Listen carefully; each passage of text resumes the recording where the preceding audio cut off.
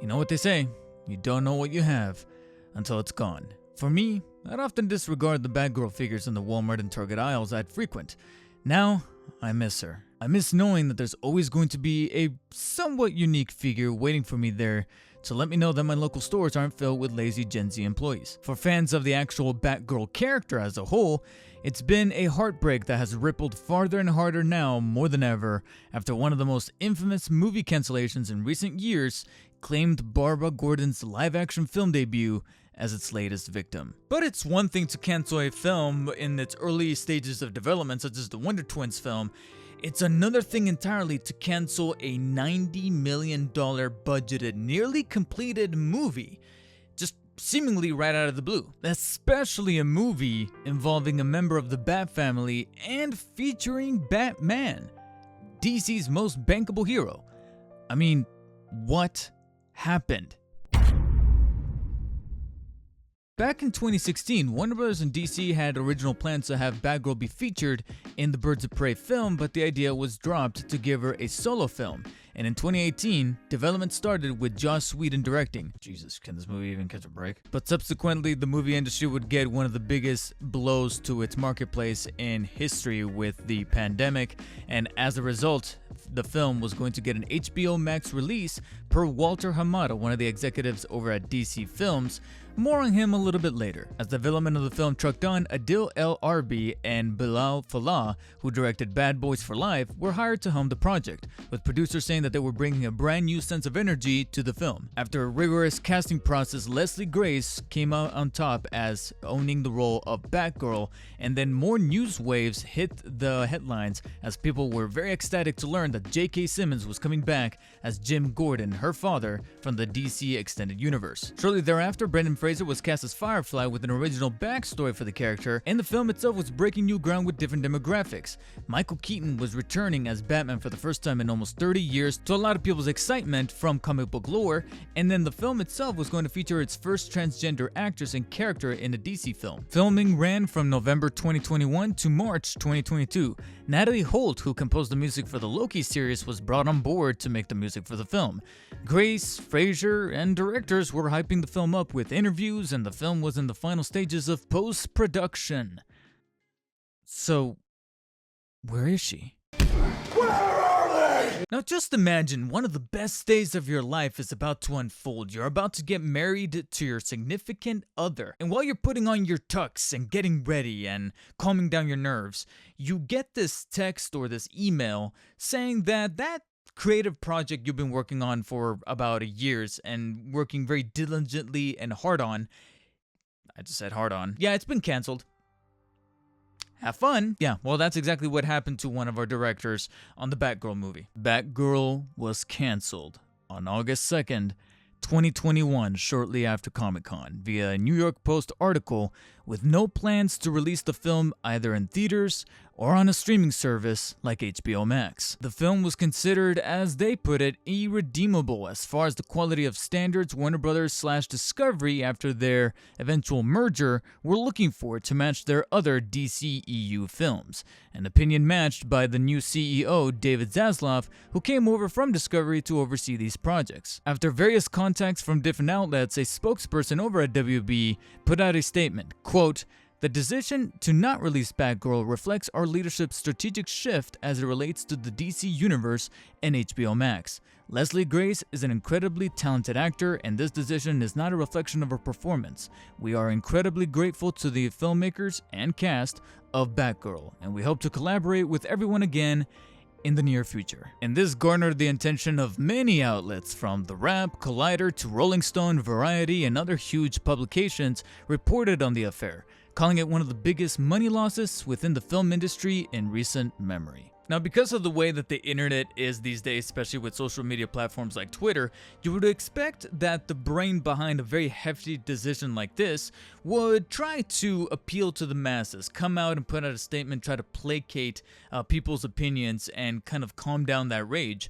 But instead, David Zaslav decided to double down. In an article published by Variety, Zaslav, like I said, doubled down. Quote, "We're not going to launch a movie until it's ready. We're not going to launch a movie to make a quarter, and we're not going to put a movie out unless we believe in it." The Variety article goes on to say, quote, "Zaslav cited his previously reported goal of putting together a team with a 10-year plan focusing just on DC, similar to the approach Disney has taken with Marvel Studios as run by Kevin Feige, but he did not announce who would be heading that team," end quote. More from Zaslav included him saying, quote, "These are brands that are known everywhere in the world, and as part of that, we're going to focus on quality. DC is something that we think we can make better, and we're focused on it now. The objective is to grow the DC brand, to grow the DC characters, but also our job is to protect the DC brand, and that's what we're going to do." End quote. It should be noted that a Scoob animated sequel from that previous film was also shelved as part of their overarching plan. However, not everyone at WB was happy about this. Remember DC Films president Walter Hamada that I mentioned earlier? He considered leaving after hearing of the wave of cancellations, even considering counsel at one point, but agreed to stay until at least the release of Black Adam on October 21st, and at the time of this video, it's yet to be seen what's going to happen when that time comes. Hamada was actually one of the few to suggest the day-and-date releases of movies for both theaters and HBO Max, so tension with Zaslav, who's basically trying to overhaul all of that with his supposed 10-year plan for DC, was inevitable. But here's the thing, Hamada is an executive, and the executives often, in cases such as this, they're going to be fine. It's the creatives that truly hurt. They bare their souls whenever they're working on a project for this long and this hard. And when situations like this go down, they're the ones that end up getting the brunt of it. Batgirl herself posted a statement saying, quote, "I feel blessed to have worked among absolute greats and forged relationships for a lifetime in the process. To every Batgirl fan, thank you for the love and belief, allowing me to take on the cape and become, as Bab said best, my own damn hero." Director Adil El-Arabi posted on Instagram, quote, "We are saddened and shocked by the news. We still can't believe it. As directors, it is critical that our work be shown to audiences, and while the film was far from finished, we wish that fans all over the world would have had the opportunity to see and embrace the final film themselves. Maybe one day they will, and pardon me if I mispronounce this, Insha'Allah. Our amazing cast and crew did a tremendous job and worked so hard to bring Batgirl to life. We are forever grateful to have been part of that team. It was a dream to work with such fantastic actors like Michael Keaton, J.K. Simmons, Brendan Fraser, Jacob Scipio, Corey Johnson, Rebecca Front, and especially the great Leslie Grace, who portrayed Batgirl with so much passion, dedication, and humanity. In any case, as huge fans of Batman since we were little kids, it was a privilege and an honor to have been part of the DCEU, even if it was for a brief moment. Batgirl for life. Composer Natalie Holt recently revealed that she had actually finished music for the film, having worked on it for over a year and composing approximately about 90 minutes worth of arrangements. And even others like Edgar Wright and James Gunn extended their support, and Michael Keaton himself sent the directors an autographed movie book showing his empathetic nature. Though now deleted, director Adil El-Arabi posted on Instagram an email that he received from Kevin Feige himself. Quote, "My friends, I had to reach out and let you know we're all thinking about you both. Because of the wonderful news about the wedding, congrats, and the disappointing news about Batgirl. Very proud of you guys for all the amazing work you do, and particularly Miss Marvel, of course. Can't wait to see what is next for you. Hope to see you soon." Sent from iPhone. Feige's an iPhone user. Jesus Christ. However, director Kevin Smith blasted WB for having a bad look of canceling the, as he put it, quote, "Latina Batgirl movie." On his official YouTube channel, in a video that is part of the series Hollywood Babylon, Kevin Smith posted a statement saying, quote, "It's an incredibly bad look to cancel the Latina Batgirl movie. I don't give a shit if the movie was absolute justice. Dog shit."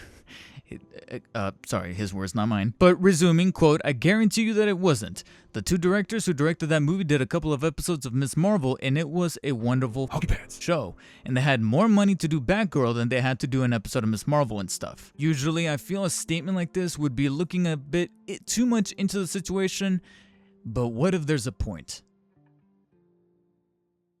Earlier, I mentioned that there were several different outlets and publications reporting on the matters, and many of them were kind of coming up with different sources and explanations behind the cancellation of the Batgirl movie, some of which are even saying that the movie was canceled as a bit of a tax write-off so that Warner Brothers could pretty much save money. However, one of the reasons that was being cited was the early reactions the movie was receiving via test scores and test screenings for an earlier cut of the film, leading to the irredeemable quality that Warner Brothers Discovery was citing as the reason for why reshoots for the film were not a viable option. What if I told you that Black Adam, a movie still set to release in a couple of months as of the time of this video, tested the exact same way with test audiences? ScreenRant.com posted an article in which it stated that, quote, Batgirl's test screening score was reportedly the same as the first cut of Black Adam. Later in the article, it reads, quote, film reporters Eric Davis and Humberto Gonzalez have claimed that Batgirl's test screening score, the score so poor that Warner Brothers Discovery decided to scrap the project, was the same as the director's cut of Black Adam. Since the announcement of Batgirl's cancellation, it's been reported that the initial cut of the film that was shown had incomplete visual effects work and a temp score, and still managed to test in the 60s. While this isn't a phenomenal score, it isn't uncommon for first screenings of films to score low. The 2017 horror phenomenon It tested in the 60s as well, and the film went on to become the 5th highest grossing R-rated film in history. Batgirl was reportedly tested the same as Shazam! Fury of the Gods, another DC project which is still to have a full theatrical release. Although WB Discovery claimed that they had decided to scrap Batgirl because of its test scores, the film testing in the 60s is fairly normal. Black Adam and Shazam! Fury of the Gods both tested at the same score. To play devil's advocate, Black Adam's cut was an extended director's cut, but how do we truly know Batgirl's cut wasn't as well? And don't get me started on the current test runs for the Flash movie. The fact that that movie is still being considered with weight options, forget about it. So then in turn, I have quite an awful lot of questions. Was the movie really that trash? What were the people involved in these test screenings? What exactly was the key demographic that was put in that room? Was it possible that maybe the reception was because it was called Batgirl and not Batman? I'm just saying, it's a plausibility. And will the movie ever really truly get released? Is there a finished copy out there that someone's gonna have to hack into the mainframe and try to figure out how to put it out there into the masses via a torrent file or something like that? Or is it gonna be released decades down the road, kind of like that Christopher Walken time capsule movie? Look it up, it's a real thing. All of that is purely speculative, and all we can really do is move forward and look to our friendly neighbor, Marvel Studios, and what they taught us about second chances. Grace and the directors are still in talks with Warner Brother execs to see what projects they could be involved with, possibly with DC or something else entirely. Who knows, maybe Matt Reeves could take an interest in introducing Batgirl into his newly established universe. Joker 2 just got greenlit with a heavy pay raises, and DC Films are still looking for their Kevin Feige, so their future slate is still kind of up in the air. Meanwhile, a small community has banded together to throw support for the potential release of the Batgirl film. Using social media platforms and Change.org campaigns, fans and supporters of Batgirl are using the hashtag #ReleaseBatgirl to hopefully bring Warner Bros. Attention to the ill-fated project and demand that there is a release for it. So far, it looks at least that this community is very genuine and not made up of fake bot accounts. Truth be told, there is a very morbid side of me that really wants to see this movie get released now more than ever because of its cancellation. I truly want to see exactly what kind of irredeemable qualities the movie itself had that prompted its cancellation, especially with a very big budgeted title such as this. And all this talk and somewhat morbidly curious hype behind the Batgirl movie can only elevate it to mythical proportions amongst the comic book movie community, and can also serve as a cautionary tale for big budget studios on how not to approach an intellectual property such as anything DC or Marvel related. Remember, it always starts with the script. Get that right, get the casting right, get your plan in order before the film and not after, and you'll be fine. Just like I'll be fine now after finally getting my DC Multiverse Batgirl. Yeah, I could have just ordered her from Amazon. $15.